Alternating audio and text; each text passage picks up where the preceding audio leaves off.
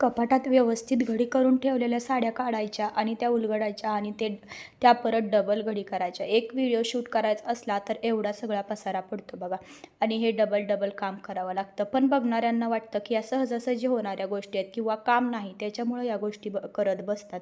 पण तसं नसतं. याच्या मागं ना भरपूर कष्ट असतं. व्यवस्थित ठेवलेली कपडे काढायची, परत व्यवस्थित घडी करून ठेवायची. हे आवर्जून असं कोणी करल का काम नसल्यावर?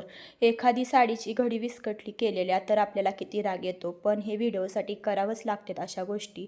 दुपारच्या वेळेस छान छान असे तयार झाले होते, कारण मी जाणार होते बाहेर आणि मामी पण आल्या होत्या. तर त्यांनी येताना हे छान असे गोड गोड कोन आणले होते बघा. ऊन भरपूर पडायला लागले तर आईस्क्रीमचे कोन तर बनतातच.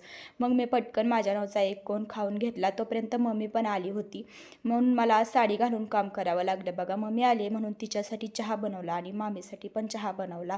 तोपर्यंत दूधबाळाची ऑर्डर आली की मला भूक लागली, मला खायला काहीतरी कर. काय झालं होतं तिचं आज, जेवणच करायचं विसरून गेली आणि इथं आल्यावर समजलं की जेवणच केलं नाही. भूक तर पोटात कावळे वरडायला लागलेत. मग काय, पटकन तिच्यासाठी गरमागरम थोडेसे पोहे केले. मी तयार झाले होते बाहेर जाण्यासाठी, पण दूधबाळ म्हटलं मला भूक लागली, तर म्हणलं चल तुला पोहे करून देते लगेच 5 मिनिटात.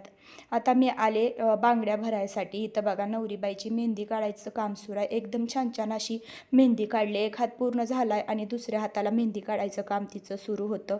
एकदम छान अशी मेहंदी काढली बरं का. तिथं थोड्या वेळ थांबले, मेहंदीचं कसं काय चाललंय ते बघितलं आणि छान छान अशा बांगड्या घातल्या आणि आम्ही घराकडे रिटर्न यायला निघालो. भरपूर अशा हात भरून बांगड्या घातल्या होत्या बरं का, ओवीनं पण घातल्या होत्या. चला तर मग आपला व्हिडिओ कसा वाटला एक कमेंट करून सांगा आणि आवडला असेल तर सबस्क्राईब करा.